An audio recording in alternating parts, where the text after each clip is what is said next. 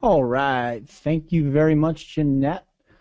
Let me just see here. We're going to share monitor number 6. There we go. And guys, just give me a sound check, okay, if you don't mind. And by doing that, please tell me where you're dialing in from, where you guys are coming in from. I always like playing this game, and I'll go as fast as I possibly can. Okay, ready? Go. Oklahoma, Connecticut, South Florida, Tucson, Canada, Vancouver, New York, Falls Church. Oh my God, Sweden, Malaysia, Australia, Berlin, Australia. I can't even keep up. Awesome. There's a New Jersey. I mean, they're just whizzing by. So Netherlands, awesome. All right, Holland, Denmark, Oklahoma, Pennsylvania, Oregon. I can't even. I'm a little slow this morning. I kind of thought that the Toasted Traders should have started last night, so I was thinking about you guys. So we kind of toasted it up on Friday after a really volatile week. So we'll shake it off and we'll get going. So thanks, Jeanette, and thanks to TradeThirsty for having us. You guys have an awesome lineup coming here over the next, 4 hours, 3 hours. So I'm going to try to get some really good content in front of you, get you started off on a fun Saturday. Obviously, I like to make it interactive and have some fun. That's why I do this business. I enjoy it, love working with you guys. So I'm going to show you a couple things about Fib, maybe dispel some myths. Let me just ask here, how many of you guys are using Fib in one way or another in your analysis? Generally, I find about 61.8% of you use Fibonacci and 38.2% of you don't. Ha ha ha, bad joke. A lot of believers in there. So, okay, perfect. Fibs every day. I only saw like 5 no's and about 400 yeses, so I've got a room full of believers. Okay, so let's dive in here a little bit. I know we have a tight schedule, and I like to kind of get off track here a little bit, so I'm going to keep myself focused. So I got to do the disclaimer. And, guys, I don't think you should always just blow this off. I think there's some actually useful stuff in here. If you kind of look at this part right here, don't trade with money that you can't afford to lose, that's a really important point. And that's, really the central thesis of the warning statement that the government makes us put out there. But this is really important because, as you see in the presentation I'm going to give you here this morning, I'm going to give you a complete trading plan, okay? And the trading plan is going to come with a fixed loss and a fixed stop loss, right? So you're going to know the amount of money you're going to risk before every trade goes through. And I think it's important to accept that risk, accept that money that is at risk, because otherwise, if you're not comfortable with that, you're not going to be able to see your plan, your trading plan all the way through. Right? If you're trading with money that you can't afford to lose, or you're not comfortable losing that amount, you're going to make bad decisions in the trade. So you got to get to the point where you're trading and risking capital that you're comfortable with, because that's the only way you're going to effectively execute your trade plan every time. And that's what I'm going to give you here today is an effective trade plan. You're going to be able to start trading this Monday using Fib. Okay, so this is a dangerous game. You're going to have some real hard times in the beginnings until you learn how to do this. So it's dangerous. Okay, so don't just blow it off. I think it's actually important. Falder, I'm gonna pretend like I didn't even see that.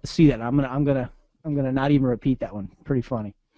Okay, so myth busting number 1: technicals don't work when markets are highly emotional. And before we jump into Fib, let's kind of take a look at some bigger picture stuff. And maybe this is a myth that you've held, that you believe that technicals kind of get pushed aside when markets are going haywire, kind of like what we saw yesterday. So let's dive in. How about the Dow from 1923? The Dow was trading at 85, all the way up to a rally in 1929, the Roaring Twenties, up to 386. Huge move. You guys know what happens next, right? The crash comes. I mean, literally, the economy is only what? From 1876 to 1930, so 55 years, give or take, 56 years old, and the market crashes. Okay, we've never seen this before, but look what happened. Look where we stopped. Using the swing wave indicator here, blue dot to blue dot, this is your major trend. We stopped at this level right here, put in a bounce, came back, bounced again before we finally broke down, retested it one more time, and then we sold off for the next couple years. This happens to be one of the Fibonacci retracement levels that we're going to talk about today. So the first myth that I wanted to put in front of you is, do technicals get brushed aside when markets are going haywire? Well, I think this was the definition of haywire, and this very key Fibonacci level held, number 1. Number 2, back in 1929, and especially when the economy was falling apart, I don't think anybody even knew what a Fibonacci retracement was. I don't think anybody knew. And in fact, Fib really didn't come into the trading world until the 70s and 80s, okay, 1970s and 80s. So this was like 50 years prior, right? So I think Fib actually does uncover an underlying structure and pattern and rhythm in the market that if you have a trained eye, you can pick up on. Okay, so just a little bit about me. I am Todd Gordon. I run TradingAnalysis.com. I work closely with TradeThirsty and Jeanette and Hubert and the team. So all I've ever done is the trading business, and I've worked quite a bit with CNBC. I'll talk to you a little bit about that, but I've kind of made it a habit in my career. Trading business has treated me really well, and I've tried to surround myself with people a lot more talented than I am, and I think that's the key to growth. So I thought twice about keeping this guy in the presentation because I mean, I got married in 2011, so he was a little bit more of a lower profile figure then, but I don't know. It's good for a couple laughs. So yeah, Trump was at my wedding. Damon, I met him at CNBC. He was awesome. Cliff, you guys remember Cheers? The Jeopardy episode was awesome, and then I actually went to Dan Aykroyd's fundraiser. So he was the guy I was probably most starstruck with. But I think it's important to surround yourself with people who are more talented and a lot louder than you are, like Trump. So, exactly, I dump him. My buddies are like, he's getting fired right here. So I live in New Jersey with my family. Trish, we have twin boys, Jake and Brody. So I used to work on Wall Street, work for a hedge fund. I used to be a senior technical analyst for a major brokerage firm, but I left, and I run the business out of my house, and I'm a stay-at-home dad, and I kind of enjoy the simpler life now. So I do stuff on CNBC, and I've been doing it for about 5 years now, and a couple greatest hits. I've done it quite a few times with some success, but this is actually one of my better ones where I actually dropped the microphone live on air, and Brian Sullivan and Mandy Drury are like laughing at me. And then that's actually not even the worst thing I've done. One time I recommended a stock that was no longer trading, and they had to issue a retraction. So that's a whole other story. But CNBC on the whole has been fun, and I enjoy getting out there, doing it, talking to traders, and trying to bring the style of analysis that we're going to talk about today out to the investing masses. So those are my boys. But you know what? I'll show you that video another time. We're gonna get moving on the content here. Okay, thanks, Preston. Yeah, Jake and Brody, they're a handful. I had a nice, like, 600 square foot office up in the top level of my house, but as the boys are getting older and louder, I've been kind of pushed down to the basement, so I had to renovate my whole basement down here, so I'm like hiding from the noise. I think next step is going to be an office. So okay, so let's get back. Let's talk about some of these presumptions or assumptions, I should say, that you have. Technicals don't work when market's highly emotional. We're going to talk about that. Technicals are self-fulfilling prophecies, kind of related to the prior one. And then this one, I only trade my indicator issues a clear buy-sell signal. I want to challenge all three of these if you hold any or all of these beliefs, and I'm going to do it all within the context of Fib. So that's going to be our mission today. Let's get back to the Dow, 1929. Market's crashing, falling apart.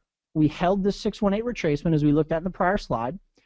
The market does not completely collapse. We do a 618 retracement of the 1920s rally. We come back. All right. We go up to this level right here, sell off, check it out here for another couple weeks, then go up to this Fibonacci retracement level before we finally sell off into the early 30s. These are your other two main Fibonacci retracement levels, 38% and 50%. So basically what you're saying here is the absolute low in the market was held by the 618 retracement. The first reaction to the downtrend held the 38%, sold off, checked it for a while, then went up to the 50%, then sold off. So basically three major turning points at that point were all at Fibonacci retracement levels back in the 20s, which I put in front of you, I proposed to you, nobody knew what the heck Fibonacci retracement was back then. So I think there is actually something to this. Trust me, it sounds like voodoo. I know it kind of sounds crazy that we're even talking about all these natural orders and rhythms and structures in the market. It sounds like madness to me, but I've seen it work enough and enough where I'm just going to keep doing it.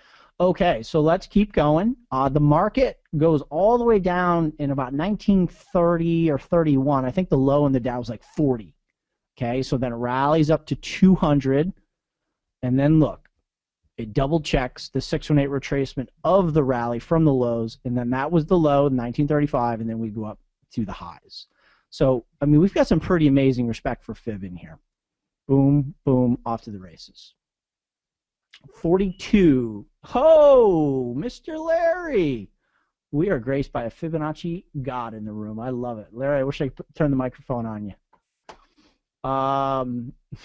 OMG, he says. Larry was a Fibonacci mentor of mine, so nice to have you. Okay, so let's go to the weekly on the 1987 crash. Okay, so we're going to go swing wave low to swing wave high. 1987 crash, you guys know what that's about. We held the 618 retracement. Okay, and then we went to the highs. How about the 2000 crash? We'll do Fibonacci retracement low to high from 2 locations. This is called stack in the zone, and that is something we'll talk about here in the course. But basically, we held the 618 retracement and then off to the highs. So I think one of the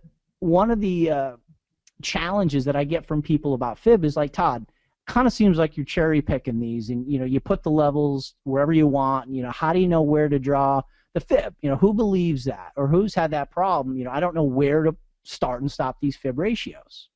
Okay, so let me know if any of you have had that issue. The other challenge that I hear from people is like, dude, there's like 5 different Fibonacci ratios within a retracement. There's like 6 up in a projection and extension and expansion. How do you know which one to use? Yep. No, it's very, very common. And I have a step-by-step process here for you today that will help you minimize the subjectivity of Fibonacci application. I'm going to show you a step-by-step process of where to start and stop these Fib ratios. Okay? So the analogy I like to use with Fib in your trading plan, and that's going to be one of the things I really want you guys to pull from me here today, is I want you to have a plan. Fib and Elliott wave and all this crazy esoteric analysis that, if I told you really what it was rooted in, you think I was taking drugs, but it's all designed to help you have a clear, concise, repeatable trading plan. And Fibonacci, as it applies to your trading plan, is kind of like the analogy if you're in Vegas and let's say you're staying at the Bellagio and you want to go shopping up at the Wynn. You're like, okay, so I got to go this way. It looks like 1 block, 2 block, 3 blocks, 4 blocks. 4 blocks, you walk that in New York City, takes like 20 minutes, 15 minutes. Well, what you don't realize is how big Vegas is. You got to go up over the escalators, down. You got to go through the row of the dudes handing out the little pamphlets with the naked ladies on it, and up and over. And by the time you add up all the twists and turns, you've got to use the scale down here to figure out exactly how long your journey is going to take. And you realize to walk from the Bellagio to the Wynn probably takes like half of your day, because again, you need to apply the scale. Okay, the scale is going to help you plan how long your journey / trade is. And knowing how long your trade is anticipated to be will help you position size. It will help you manage your risk. It will help you manage your reward and give you expectations throughout the trade. You've got to go into a trade with a plan. Okay? Not every plan works out. Most plans don't work out. But the key is to have a plan in every single trade, and then you reduce the likelihood of a costly emotional decision in the heat of the battle. So Fib is like the little scale here that helps you plan your trade. Okay. Myth busting number 2. Technicals are self-fulfilling prophecies. And John Murphy, I think, said it really, really well. He was a technical analyst on CNBC, and even before it was CNBC, FNN, back in the 80s. And he says it really well, so I'm just going to borrow a quote from him. He says, self-fulfilling prophecy is generally listed as a criticism of charting. It's more appropriate to label as a compliment. After all, any technique that's so popular that it influences events has to be pretty darn good. We can only speculate as to why the concern was seldom raised regarding the use of fundamental analysis. So, John Murphy doesn't really talk about it. He doesn't take it head on if technicals are self-fulfilling prophecies. I think what he's saying here, and I agree, it's a combination. Sometimes technicals do act as targets and stop run locations, but sometimes they uncover true turning points in the markets that many don't see, and there is an actual undercover, structure, pattern, rhythm in the market. So I think it's a combination. Point is, doesn't matter whether it is self-fulfilling, whether it is something voodoo, below the scenes. Doesn't matter. It works. So use it.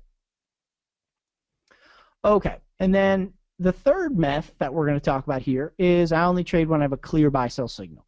And to a certain extent, that is the case. That's science and math. That's formulaic. That's A plus B equals C. But that's why we all love trading, and I think that's the part that a lot of us miss is the next part, which is the psychology. That's why we love trading. That's why it's so fun and so different every single day, because the psychology changes. The art, the science, and the math, more the science and math doesn't change. The art to a certain extent, but more so the psychology. And it's not just the market psychology that we're trying to follow. It's your psychology and your tendencies to deviate from your plan and discipline and go off track. So it's a mastery not only of what all the market participants are doing, but what you're doing. And to have a repeatable plan. For me, in my career, I'm 36 now. I've been trading professionally since I was 21, trading since I was 18, so half of my life. So I'm certainly very new in the business, but everything I've done in the last 18 years is to get to a repeatable process and a plan that I can execute every time, and I'm going to share that with you. In the beginning, when you didn't have the plan, when you didn't have the knowledge, you didn't have the discipline, it was rough. I'm sure it was rough going for you in the beginning. Look at these poor guys. And if you think back, like why did we have a hard time when we first started in this business? Well, I think a lot of us started the same way. We started with a bunch of indicators on our chart, stochastics, MACD, RSI, ADX, blah, blah, blah, blah, blah. You try them for a couple months, they work, they stop working. You switch over to a new indicator with 3 or 4 other indicators that work, stops working, and you're just constantly doing this indicator rotation, and you're having a hard time. You're like, what's going on? I think part of the reason why people have a hard time with indicators is, let's take a look at this chart. This is the Dow. Price is changing, okay, and the indicators, stochastics and MACD, are changing in reaction to price, right?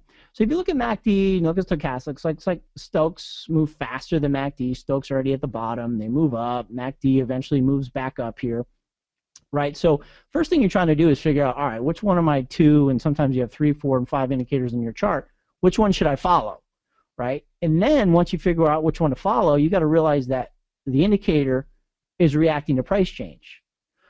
And you are competing with everyone else who's reacting to the indicators who are reacting to price change. So you're like doing what everyone else is doing, which is reacting to something that's reacting to something else. Like how do you make any money with that? That is reactionary trading, and reactionary trading is not the group that gets paid. Okay, you need to anticipate. All right, and the style of analysis that we're talking about today helps you get ahead of the people who are reacting to indicators, which are in turn reacting to price action. Okay, you got to get ahead of the market a little bit. And what I mean by that is anticipating price change, right? It's about identifying a zone that you believe will hold the market at some future point in time. It's about having the discipline to wait for the market to get to your price. Okay, you got to stalk that price. Sometimes you get what you want. A lot of times in the market you don't get what you want, but you have to be okay with that. You take what you can get.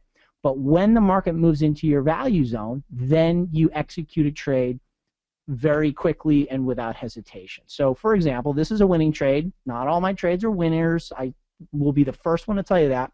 But this is an example of a trade that works. This is ITB. I think it's the housing ETF. We're anticipating support between 2530, 2480, and this little Fibonacci support zone. Market moves down. As soon as we get the reversal signal, you're in. And this trade happened to work. Okay, that's about trading with a clean entry and a tight stop with a very good risk reward. The next one, another example, McDonald's. Anticipating resistance. If you get the move into resistance, you get the signal, boom, you're in. Your stop is just above that zone. You put the trade on, and this one works as well. Okay, so again, they don't all work, but the beautiful thing is your entry is right here. Your stop is just above the zone, as I'm going to teach you today. You're risking like $2 in McDonald's to try to make a $5 wide put spread. So you're risking $1.50 to make $2, $3, $4. That's the kind of trade you want to be in. All right, and if you get stopped out, so what? Go to the next trade.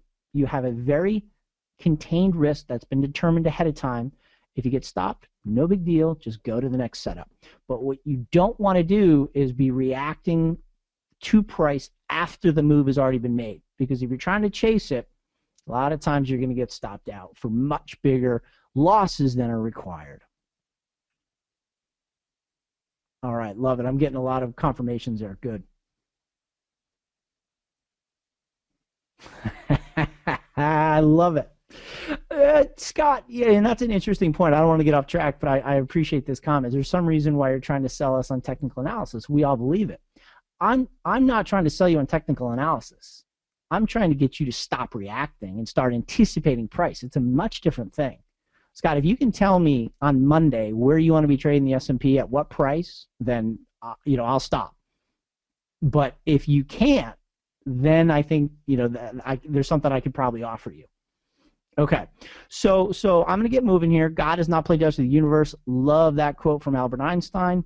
I'm going to skip through this just because we are on a tight schedule and there's three really good speakers right behind me, so I'm gonna push through. But basically, there's a pattern and there's a structure and there's a rhythm to it all. And Fibonacci is the little decoder ring that we use to figure it out. Okay, I'm just going to leave that there. The ratios we use right there, and actually that is a mistake. 707 is not the square root of 2. I need to, Larry, I'm sorry. I hope you're mad at me. You're not mad at me for that one, but that's not correct. 707. But those are the fib ratios we're going to use, and the setup that we're going to look at today are going to really focus on the interplay between this one and this one. Okay, the 786 is the square root of 0.618. The 1272 is the square root of 1.618. 1.618 is your golden ratio. 0.618 is the inverse. These square roots play very well together. A move that starts at the 786 will generally move up to the 1272, and that's a setup that we're going to focus on today. But first, as I said, where do you start and stop all these fib ratios? You have to understand swing waves. Okay, so bear with me on this. We're going to take a big step back from fib right now. We're going to talk about swing waves. So a swing wave is a lower high in a chart where price reverses trend. A swing wave high is a high bar with a lower high before and after the current bar. So you got a high bar with a lower high left and a lower high right. You're not going to know that that's a swing until this new bar starts, right? That's fine. Okay, that's absolutely no problem. Swing wave low is a low bar with a higher low left and a higher low right. That is a swing wave low. Again, up close and personal, swing wave high is a high bar. You get a bar that tries to get above but fails and then goes down. The prior one was a lower high. I think we got it. Here's Apple chart with all the swing wave highs labeled. Swing wave low, your low bar with a higher low to the left and a higher low to the right. Same Apple chart with all your swing wave lows. And don't worry, it takes a little while to kind of train your eye to see these.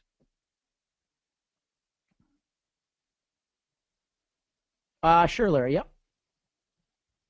Yeah, I'll send you a presentation after. These are all the swing wave highs and lows. Okay, so now here's where the rubber meets the road. Okay, minor versus major. Here's where you start understanding how to start and stop your fib. A minor swing wave is a brief reversal. It's a swing wave in the trend that is not exceeded in the 5 bars prior, 5 bars following.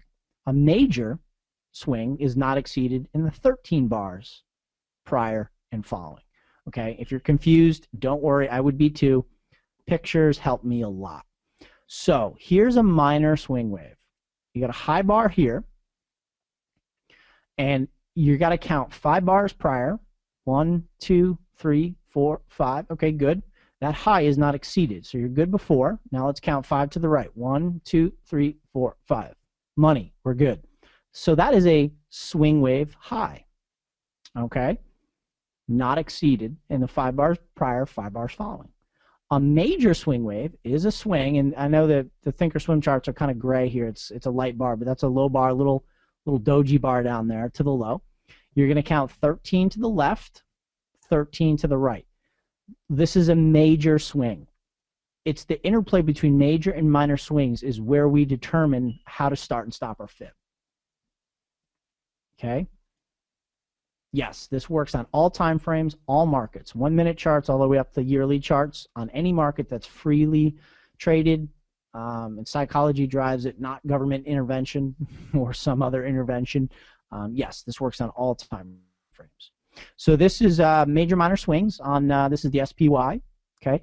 And I have an indicator on here. Basically, your blue dots are your majors and your purple dots are your minors. Okay, so good news is you don't have to count 5 and 13. It's done for you. Right, so your minors are purples and your majors are blues. Real simple. Okay, so now to start this trade setup, we have to determine the trend of the market. And real simple, I think the easiest way to determine the trend of the market is I like the 55 EMA. I think the 50 is the 55 is a good indication. Anything longer than that, I think, is a little too slow reacting to pick up on trend changes. Anything shorter than that, I think, is too whippy and too volatile. So why 55? Well, it's a fib number, of course. All right? So we are going to set you up right now with a trend trade that you can start trading Monday. Okay? I do have other setups. We do counter trend trade. Okay, we do completely take the other sides of trades, other sides of trends, but this is a trend trading setup, so we're going to need that moving average. We're going to touch on 2 of the 5 Fibonacci tools. We're going to touch on retracements, and we're going to just touch on external retracements for this setup. Okay. So, retracements. I think it's important to understand what it is we're trying to do here. Right? In trading, I think 80% of your trades should be focused on this strategy right here. And this is really all you're trying to do in markets.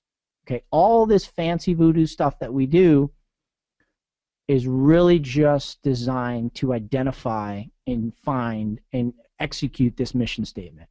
To buy weakness in rising markets and sell strength in falling markets. That's all it is we're trying to do.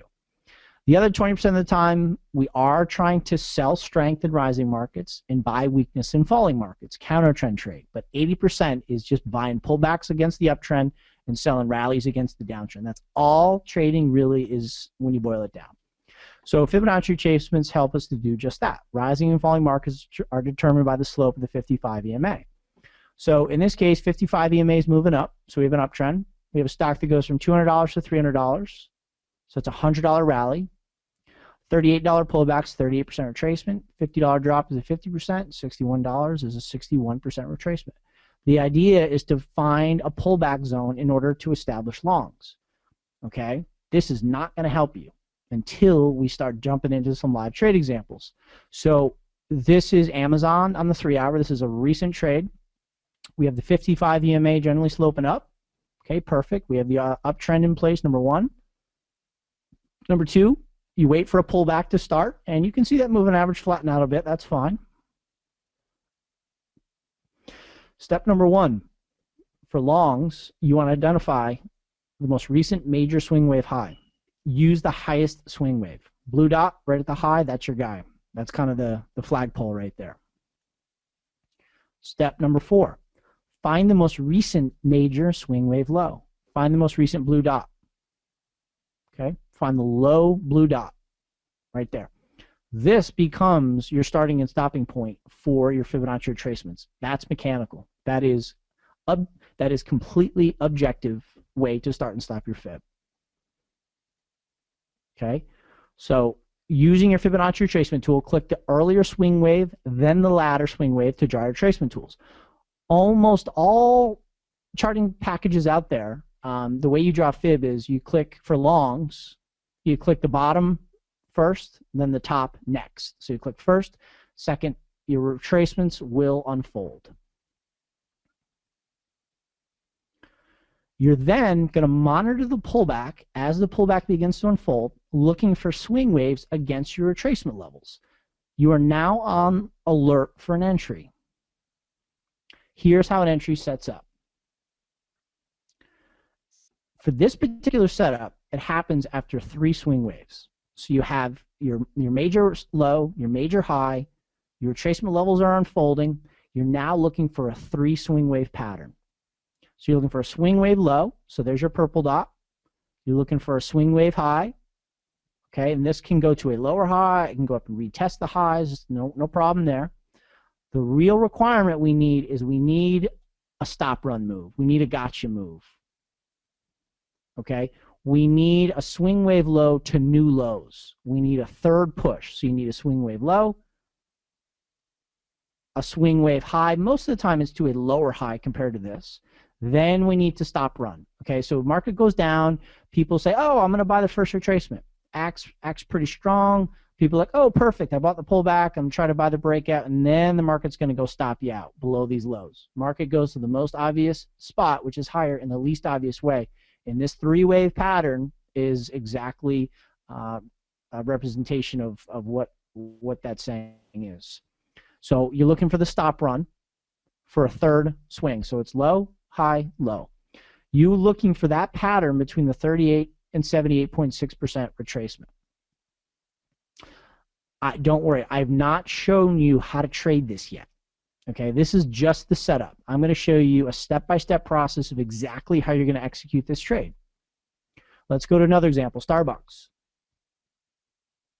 Guys, I know the questions are zooming by. In a normal, if it wasn't 3, good traders behind me, I'd be answering these questions, but I got to get through the material, so I do apologize. But I hate ignoring questions. Trust me, I hate it. Let's go Starbucks. So what's the trend? 55 EMAs up. Cool. Wait for the trend to exhaust itself, and you're looking for a little bit of a correction. And this is an actual trade we did with our research clients. You can identify the highest major swing wave. So that's your most recent blue dot. You're going to look for the most recent blue dot for the low, swing wave low. So there's your swing wave that you want to really focus on. Get out your retracement tool, and this is done in toss, think or swim. So you're going to click the low first, high second. Your retracements will unfold. Monitor the pullback, looking for swing waves against your retracement levels. These are going to begin to serve as your entries. And here's a zoomed-in look on the 1-hour chart. You get a low purple dot, a reactionary high to a lower high, kind of a false break. Then it gaps down in a gotcha move. Only after that happens, you're now on guard for an entry. And remember, the 3-wave swing happens between the 38% and the 78.6% price retracement of the prior trend that is defined by the major and minor swings, which are those 2 blue dots. So this is the actual trade that we put on. We sent out the text alert on June 16th. Starbucks by July 52 weekly calls expire in 16 days, sell the 53 halves. So we bought 52 half calls, sold the 53s up against the extension levels that we're going to talk about next. And that was the setup. And basically we took profits way too early on this trade. I left some long calls on, and we made more money on the long calls on the upside. This was a trade that just worked too well.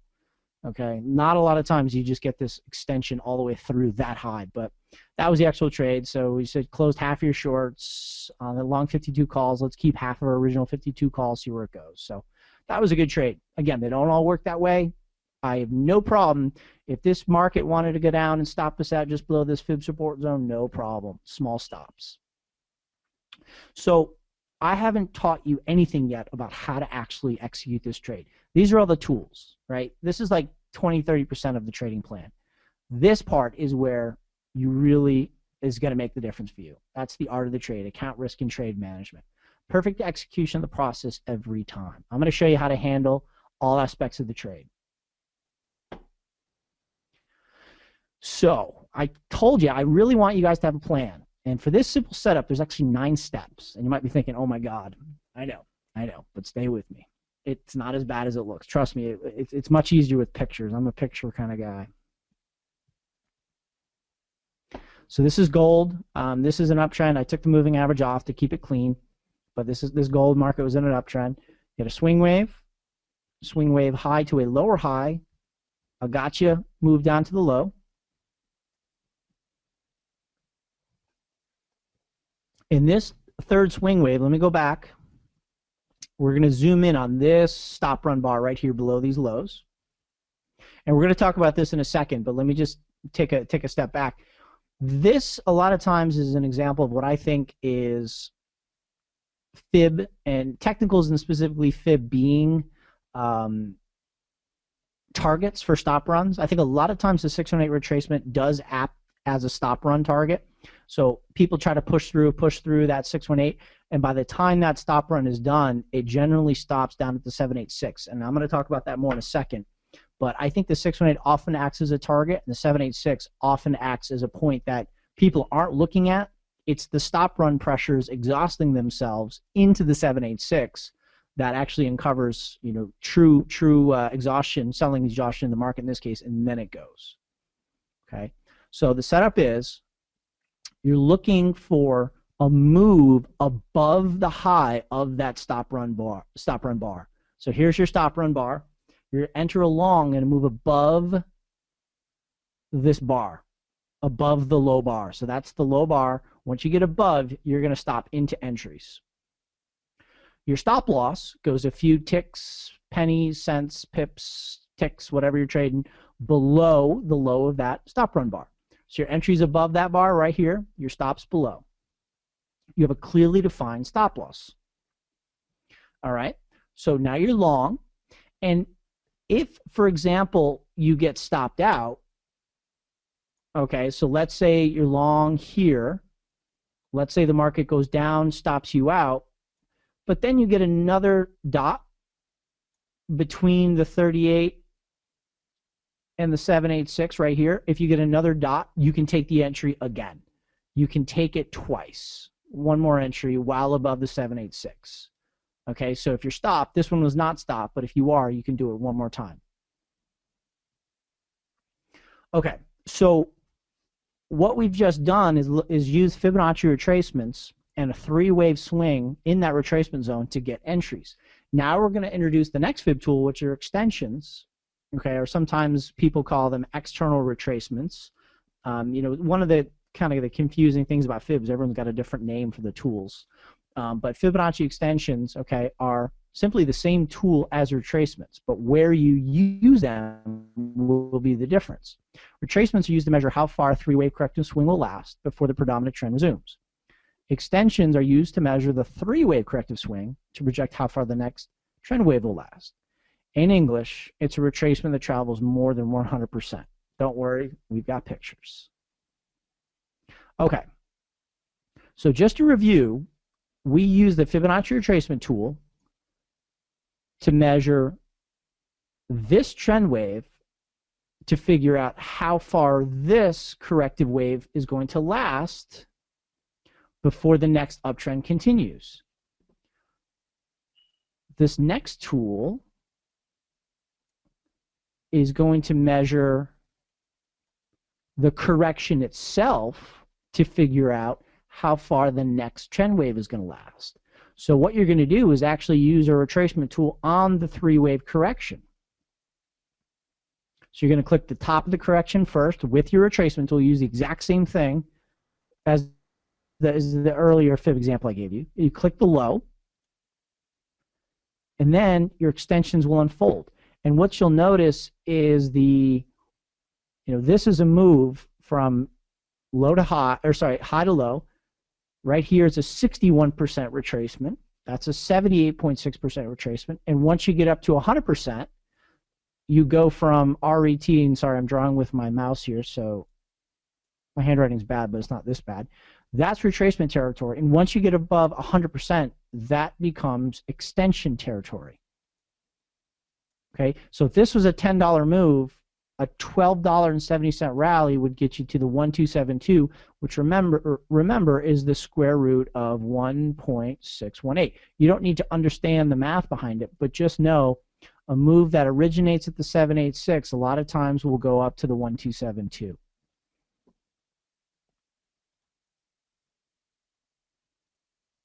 So here's the trade plan. You're long above the high of that swing wave low. You put a stop below that bar. You're going to book partials at the 786 retracement. And the reason being, as I said, a lot of moves will terminate at the 786 because the 618, which is right there, looks like they're trying to stop around that one. Sorry, that's bad. That's the 618 right there. They're trying to stop run that one, and by the time, okay, so they're done stop running it, they get up to the 786, then a lot of times the market will fail at the 786. That's a really important retracement. So you want to guard against the possibility that this is a stop run through 618 up to the 786. You want to book partial profits in the event that it does go back to the lows. Okay, so if you're a big lot trader, you have a lot, you can go ahead and book a third if you like. But if you're only a 2-lot trader or something small, take half off the table at the 786 retracement. Okay. And then from there, once you book, you're going to trail your stop from the original position, which is below the low of the swing bar, to either your entry price or the most recent swing wave. If there's a dot above, then put it right there. But most of the times you're just going to put it right at your entry. So after you book at 786, you're going to put a stop or break even, and then you are looking for the 1272 external retracement to book your next tranche of profits, right? And if you only have 2 lots, you're probably going to be out, or you can clamp a stop down really tight on top of that, just below the most recent swing wave. Again, if you have multiple lots, take another third and then really trail your stop on the way up and try to get to the 1618 or the 200% external retracement. Okay. Yes, everyone. Most popular question is, yes, this is being recorded 100. It probably did from 5 different locations. This is being recorded, so don't worry. Okay. So let's just take a step back. I hit you with a lot of stuff in the free webinar, but I just gave you a complete trading plan, okay? And there's a lot of work that goes into it because I think a trade should be a lot of work. I think you should go through a process every single time when you put on a trade. I'd like to keep my commissions down. I looked at my trades. I'm up money trading this year, but I got to tell you, the amount of commissions that you put out as a retail trader. I used to trade for a hedge fund, and we used to trade on the Goldman Sachs platform and Lehman Brothers platform when they were around, and Barclays. And as an institutional trader, you don't really think about commission. But as a retail trader, the platforms that we have available right now are so good, and there's so much technology in there, they make you pay for them. Those commissions are not cheap. So, I'm up money trading this year, but I look at my commission bill, and I'm like, oh my God, my broker's getting rich. So, even me, I've been doing this my whole life, my whole professional life. You got to trade less. You got to trade in better, better setups, trade less, keep that commission bill down, and trade better setups.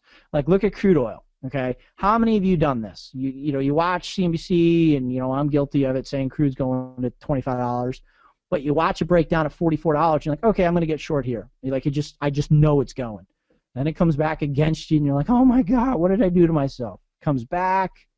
Okay, maybe it's coming back to my entry. Then it finally goes up, and you're like, okay, I can't take it anymore, and you stop yourself out. You're like, oh, God, it was painful. You spent emotional capital. You spent physical capital. It was a very stressful experience. Trading sucks that way. If you compare that against this setup, you wait for the 3-wave swing. You get your swing wave high. You take out a short below the low of the high bar.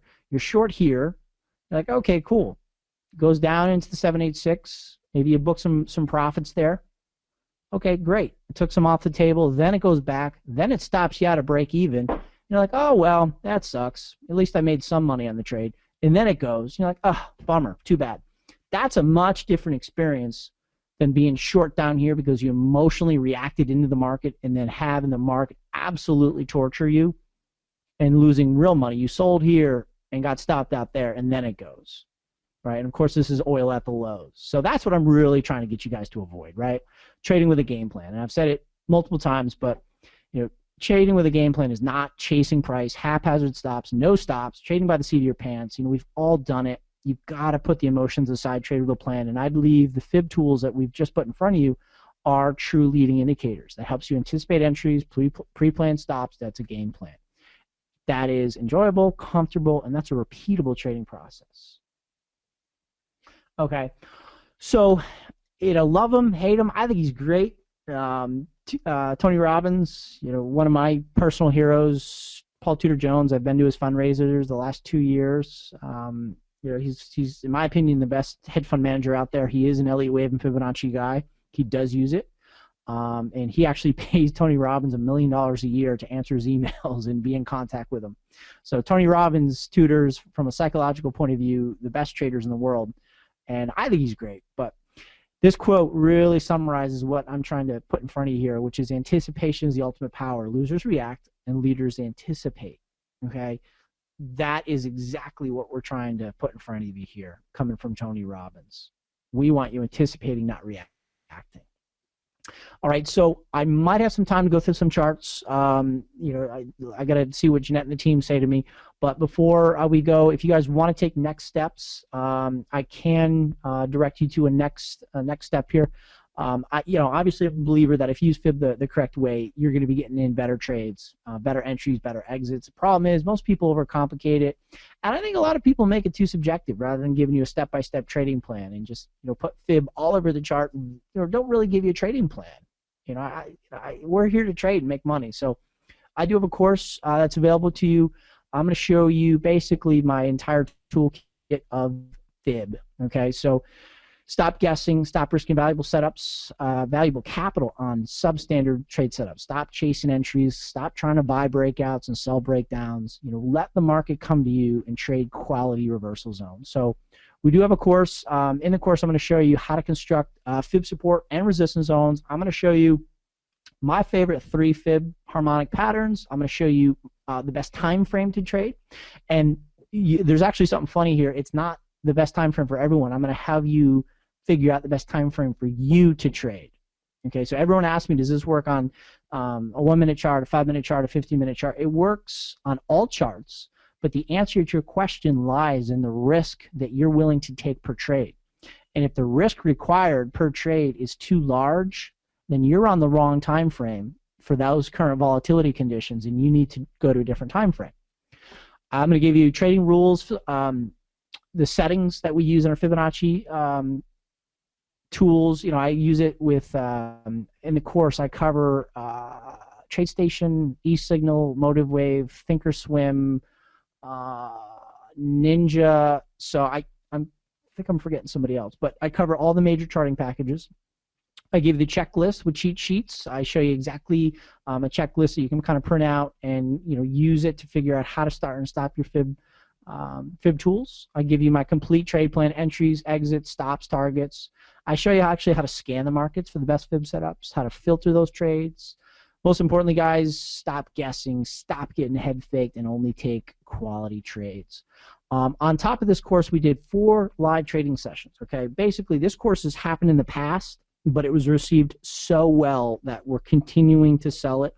There was 4 live trading sessions that we did, and basically I traded live for 4 weeks, once a week, and we recorded all of them. So you guys have access to it. We sold it for a lot more, but we're giving it to you guys as a discounted price. Obviously, you know, I work very closely with TradeThirsty, so we're doing a pretty discounted price here. So you guys can go to the next level here, stop chasing those poor setups, and be able to recognize the best Fib setups now. Okay, this is, as I've said several times, but I really want to drive this home. I only want to work with people who like to anticipate quality setups. Okay, if you like to find turning points that others don't see, you know, I love that. When I was first reading the work of, you know, Fibonacci and Elliott Wave practitioners who, you know, blazed the path before me, I studied their work relentlessly, and these people were calling turning points in the markets that others just didn't have. And I saw it time and time again from guys like Miner and Prechter and Pesavento and guys that worked at the investment banks. Jim Chork was at UBS, Andrew Baptiste was at Morgan Stanley, John Noyce at Goldman Sachs. I mean, these guys put out Fib and Elliott Wave analysis that were calling turning points that, you know, guys just didn't have. So it's for people who want to use institutional quality analysis to see turning points in the markets that others don't have.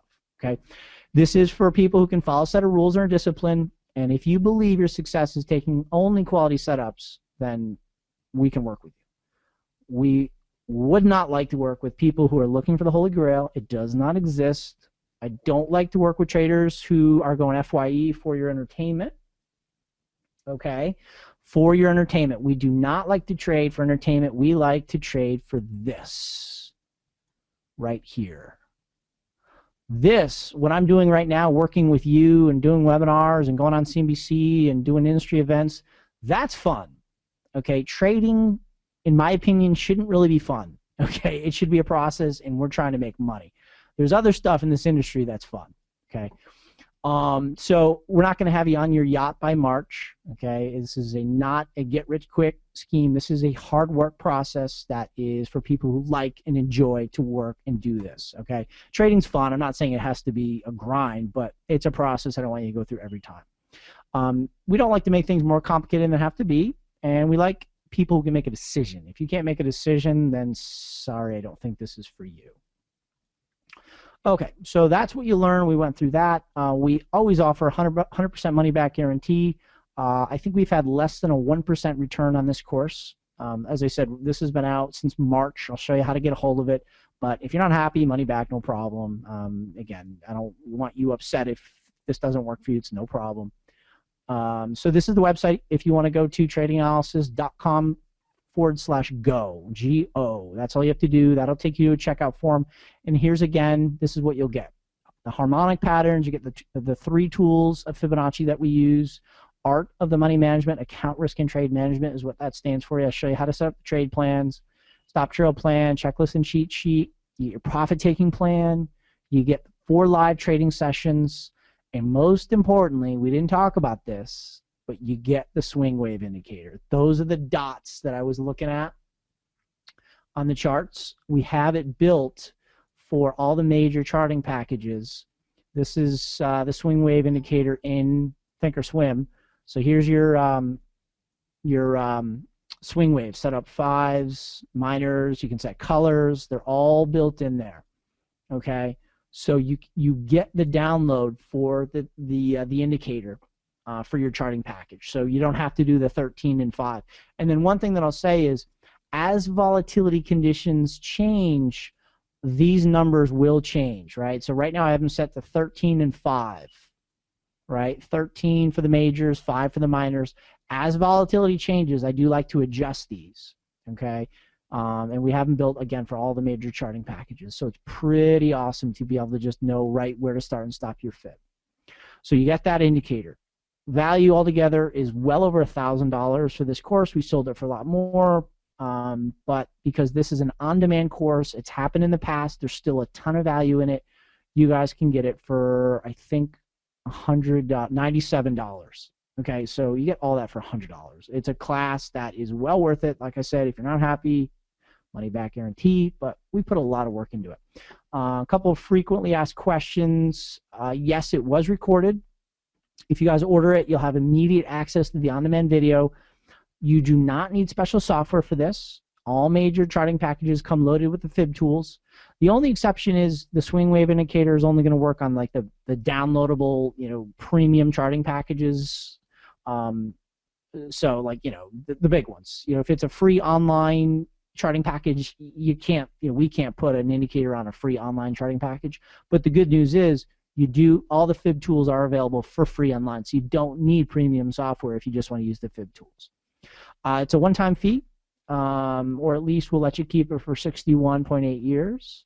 It works on all markets, stocks, bonds, stock options, commodities, anything you're trading in, Forex, any market that's freely traded. And the video is almost 15 hours. Okay.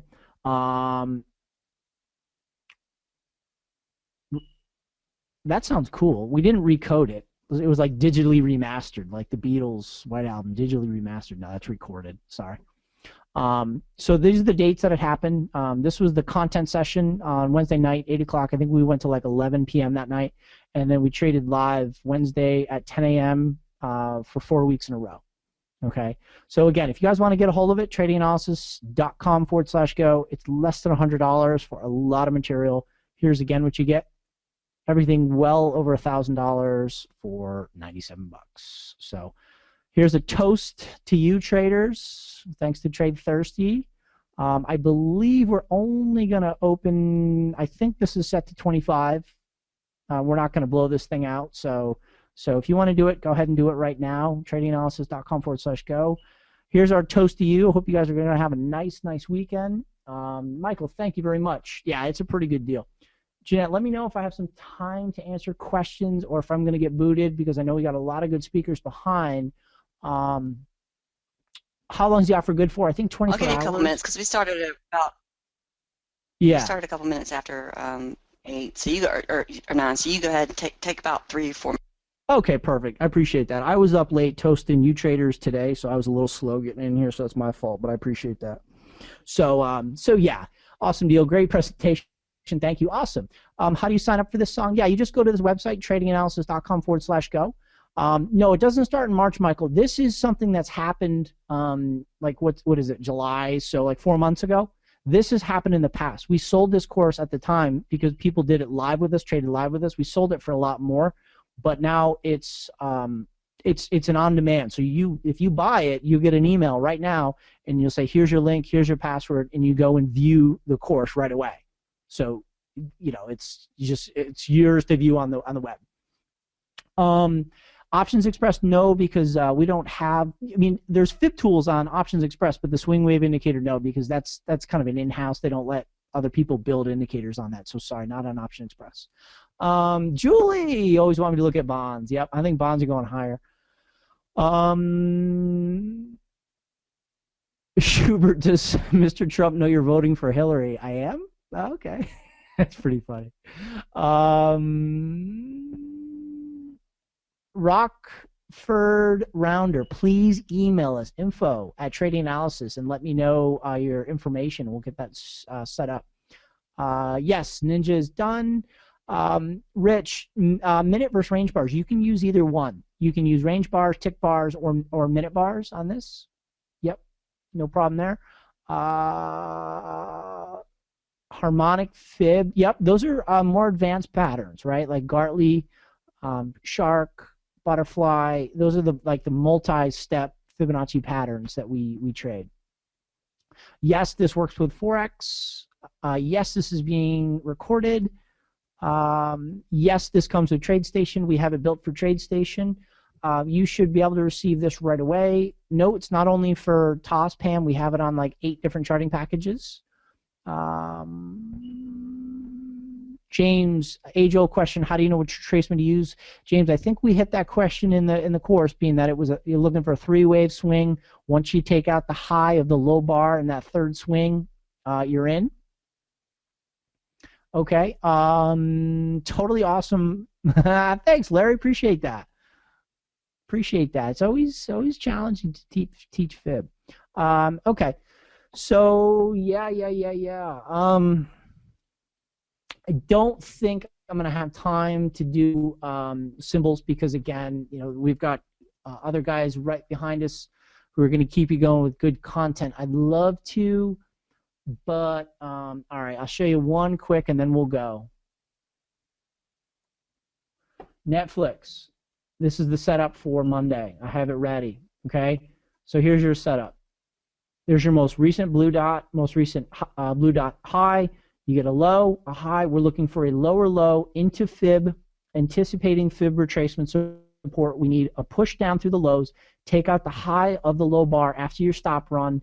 We're looking at prior comparisons, so I'm gonna study this corrective wave compared to this corrective wave, which is something we didn't talk about in the course. But the setup is down, up to a lower high. We need a stop run into our fib support. Take out the high, the low bar, and I'm looking for Netflix. Okay, so that is a really, really sweet setup I'm looking for Monday. We bought the Qs. Actually, we went long. Oh no, come on.